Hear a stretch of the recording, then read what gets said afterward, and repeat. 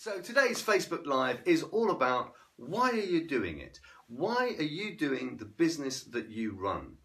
How does it serve you? Actually, how does it serve you as an individual? What does it give you back? So why are you doing it, and why does it matter to you? What is your own business important to you? Because, you know, there's lots of things we could do to make money, to earn money, but you're doing that business, I'm doing this business. What is it that makes that important to you? And today is not about the customer, it's not about the customer at all. This is all about you and about your business and how you operate in it. If your business does not serve you, then you are being a slave to it. So, you know, a slave is somebody who has had their freedom taken away, they're not getting anything back, they're treated awfully, they spend their whole time giving and not getting any return. That's what a slave does, or not giving, it's being taken from them the whole time.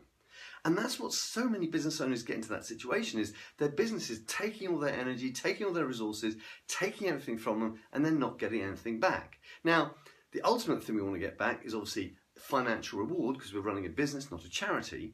But the other things you will get back are things that enable your business, enables you to do something. It's allowing you to express yourself, to serve others, which in turn serves your personal purpose. So our personal why is really attached to the why of the business. Now, we all have some higher purpose, something that gets us out of bed in the morning, something that drives us, something that gives us the importance we have in the world. And when we lose that, it gets very easy to get consumed by a business or anything, because you don't have clarity about your personal purpose. And our personal purpose evolves during our life. It doesn't necessarily change its theme. The theme is sort of set. It's the way we live. It's our personal theme, and everyone has their own personal theme. But our purpose evolves within that theme. It gets more complex, it gets richer, it gets more defined.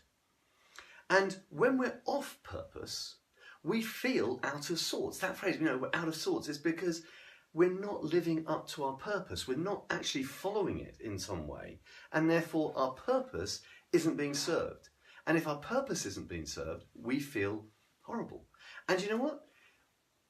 If shit happens, and shit does happen, things go wrong, and we're on purpose, we find it really easy to handle, because it's something that we can actually work with. We can overcome it.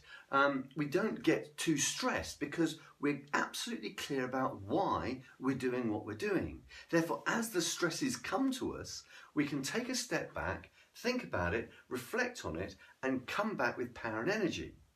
But if we're personally off purpose, we've lost the reason why, then we become vulnerable. And in that vulnerability, we can lose direction really easily. We can end up putting ourselves in situations where the stress gets more and more and more, and we end up performing really badly, making bad decisions, acting in a really odd way, maybe losing our temper with people. And that is when we're off sorts. That's when we've lost the vision, the direction of the purpose we're trying to do for ourselves. And our business is an expression of that. So there's a myth out there that you need to find your passion. Well, no, I really don't believe that. Passion is something that comes when you work at something, when you get involved with something, when you commit to something, you become passionate about it. You become the passion of that thing. You become passionate. But a lot of people think that they have to go and find their passion. No, what you need to discover is your purpose, your why, what you're doing it for. And if you then go out and practice that and work at it and stick to it, then the passion comes. The passion comes out of doing things consistently. The passion comes out of practicing, working at it, grinding away at it. That's where the passion comes from. But it has to be for a purpose. And if you lose your purpose, then it's very difficult to be passionate about anything. Once you have clarity about why you're doing something, then you have to be passionate about the grind, the challenge, the nuts and the bolts, the digging in deep and doing all that sort of stuff. You've got to be passionate about making it, wanting to make it work. Because when that happens, you can draw strength from your inner strength, from your purpose, and you can bring those two together and things will start to happen. But if you end up waiting for that spark, if you end up waiting for the passion to arrive, then what's going to happen is, that flash of light isn't going to happen. You're going to be sitting there, I've worked out what I want to do in my life, but I'm waiting for the purpose. I'm waiting for the passion to come along. It's not going to happen. The passion is you create. Joy, passion, enthusiasm, you create that from inside. It's something we have to choose to be. Choose to be passionate. Choose to be engaged. Choose to be motivated. If you choose those things, then you can go about doing things.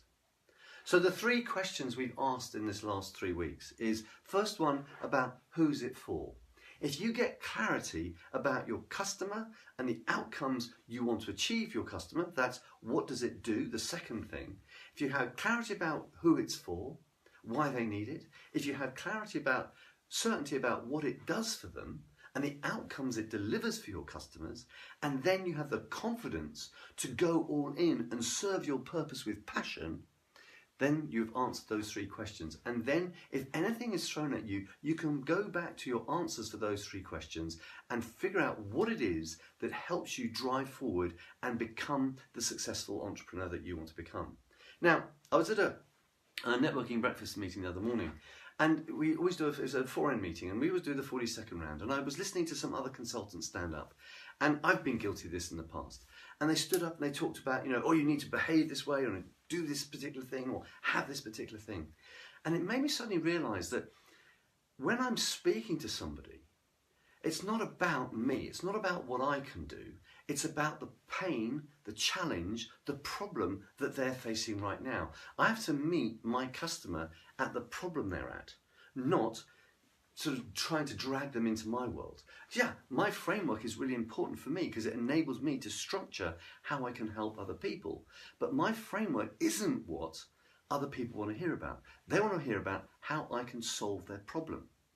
And I think for businesses today, I'm so realizing now that actually to help people, it's not about how brilliant you can be and how well you do what you do. It doesn't matter what it is you do. It's about really being clear about that first question. Who's it for and what is their problem? What is the challenge that they're faced with that you can make a contribution to? So in the Facebook Live next week, it's all going to be about storytelling. What is your story? How powerful can you tell your story so that your customers can identify themselves within your story and figure out to share with you what they need, what they want, the problems that they've got? Because then if you can identify that immediate problem, then you can give them a quick win, you can serve them, and then you can start the journey from them becoming a one-off customer to a long-time client and a raving fan. So next week, it's all about how can you use your storytelling, and we've worked out a lot of it in these last 3 questions, to help you deliver amazing results for your customers, quick wins for your customers that lead them on to becoming your fans, your long-term clients. Bye for now.